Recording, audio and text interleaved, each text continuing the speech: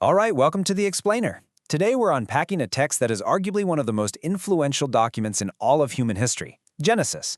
But we aren't just giving it a surface-level read. We are really diving into the scholarly, structural, and historical framework provided by its incredible study notes. Whether you're coming at this from a theological, historical, or purely literary perspective, our goal today is to figure out exactly how this epic narrative functions as a foundational document, completely setting the stage for everything that comes after it. Here is our roadmap for today. We'll start with the Book of Beginnings, then move into primeval history covering creation, followed by the fall and the flood. Then we'll look at the patriarchs, focusing on Abraham, before wrapping up with Jacob, Joseph, and beyond. Let's get right into it. Section 1. The Book of Beginnings. What's really fascinating here is how neatly the overarching narrative arc maps out. It's basically a massive zoom lens. Chapters 1 through 11 cover primeval history, which is the macro level. We're talking universal scales here: the creation of the cosmos, the fall of humanity, the Great Flood, and the scattering of nations at Babel. But then there is this sharp, sudden pivot. From chapter 11 all the way to chapter 50, the text shifts into patriarchal history. This is the micro level. The camera literally zooms in from the entire human race to focus tightly on just 4 men and their families: Abraham, Isaac, Jacob, and Joseph. So this macro-to-micro structure is exactly why Genesis totally lives up to its name, which literally translates to beginning. As the study notes point out, it is the ultimate book of firsts. It records the beginning of time and life, the origin of sin, and the very concept of salvation, the dawn of the human race, and eventually the start of the Hebrew nation. It even lays down the first messianic prophecies. Basically, it traces the entire plight of humanity from our creation down to our inevitable destiny with the grave. Moving on to Section 2. Primeval History. Creation. In the beginning, God created the heaven and the earth. Now, that is probably one of the most famous sentences ever written, right? But as the commentary explains, this isn't just pretty poetic language. It is a definitive, hard-hitting declaration marking the absolute beginning of the temporal and material world. It literally establishes a starting point for time itself. And this is where digging into the original language totally changes the game. Take the Hebrew word bara, which we translate as created.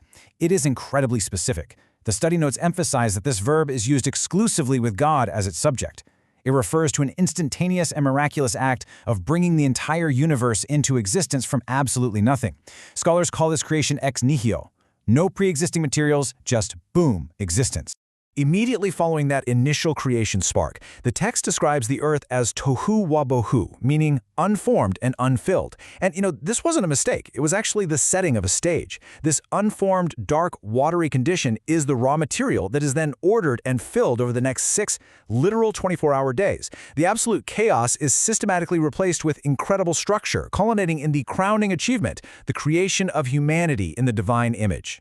Which brings us to Section 3. The fall and the flood. Okay, so the narrative introduces this test in the Garden of Eden, leading right into the fall. And the study notes highlight a wildly fascinating psychological progression here. Think about God's original command, and then notice how Eve repeats it back to the serpent. God gave them abundant freedom. Thou mayest freely eat of literally everything, except for one specific tree. But listen to Eve's alteration. She exaggerates the limitation by adding, neither shall ye touch it. And she tones down the absolute certainty of the penalty from thou shalt surely die to lest ye die. It's a subtle shift, sure, but it clearly reveals how the truth was being distorted before the fruit was ever even eaten. Following that disobedience, the consequences roll out. But tucked right into those severe judgments is this incredibly vital verse, Genesis 3:15. The commentary flags this as the proto-evangelium, which is just a Latin term meaning the first gospel. It's our very first glimpse of a messianic prophecy. It promises that a representative seed of the woman would eventually deliver a crushing death blow to the serpent, even though he'd suffer a wound in the process. It's this tiny thread of hope that's going to run through the entire rest of the text. Now, despite that thread of hope, the macro narrative shows humanity spiraling downward fast, eventually leading to the divine judgment of the flood. To anchor this ancient story in actual reality, the study notes provide some mind-blowing logistical details about Noah's Ark. Based on the dimensions given in the text, the Ark had a gross tonnage of nearly 14,000 tons. Just think about that scale for a second. It had the carrying capacity of 522 standard railroad stock cars. It was essentially the size of a modern ocean-going oil tanker, perfectly engineered to preserve life through a global cataclysm. Section 4. The Patriarchs. Focusing on Abraham. After the flood and the scattering of humanity at the Tower of Babel, we hit a massive turning point. The narrative arc abruptly shifts. We leave that massive, global scale totally behind and focus entirely on one single guy, Abram, who later becomes Abraham. To really get this narrative, you have to understand the immense leap of faith he was asked to take. God tells him to take 3 incredibly painful steps of separation: leave your country, leave your kindred, and leave your father's house. The archaeological notes point out that Abram's home, Ur of the Chaldees, wasn't some backwater village. It was a highly advanced Sumerian culture. They had running water, 2-story homes, massive ziggurats. He was asked to walk away from a sophisticated, albeit idolatrous, center of civilization and step out into the complete unknown. So why did God ask him to do this? It was to establish the Abrahamic covenant. God is turning his attention from a rebellious humanity at large to one very specific family line. The promise is threefold. God will make Abram a great nation, bless him personally, and make his name great. But don't miss the ultimate purpose here. All of this is done so that through his lineage, all families of the earth will eventually be blessed. It's like the entire rescue plan for the macro world is being funneled straight through this one micro-family. As this family begins its journey, the text starts revealing new dimensions of God's character. For instance, God introduces himself to Abram as El Shaddai, meaning God Almighty. The commentary points out that this specific name was absolutely vital. It represents a powerful tower of strength, which Abram and the subsequent patriarchs desperately needed. I mean, they faced famines, intense family strife, and some truly harrowing tests of faith, most notably Abraham's ultimate test regarding the sacrifice of his promised son Isaac. Let's dive into Section 5, Jacob, Joseph, and beyond. Here we get to see this beautiful, albeit messy, generational passing of the torch. It kicks off with Abraham's initial faith. Then it passes to Isaac, the miracle child of promise. From Isaac, it goes to Jacob, a guy whose life is practically defined by struggle and deceit, yet who experiences profound divine intervention anyway. And finally, it extends to Joseph, whose life of immense suffering actually serves to preserve the entire family during a deadly famine. At every single stage, you see this crazy tension between human failure and God's enduring promise. A really pivotal moment in this transfer happens with Jacob at a place called Bethel. He's literally running for his life from his angry brother, and he has this incredible vision of a ladder.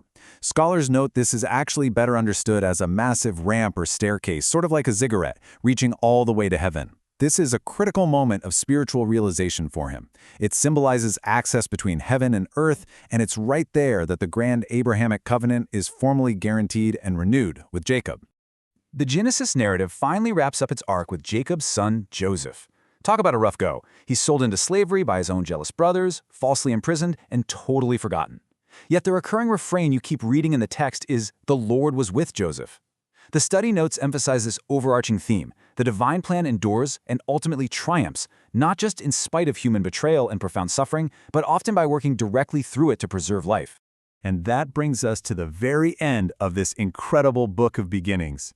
We started way out at the macro level with the brilliant creation of the cosmos breathing life into humanity, but Genesis ends on a very different, very micro note. It ends with Joseph in a coffin down in Egypt.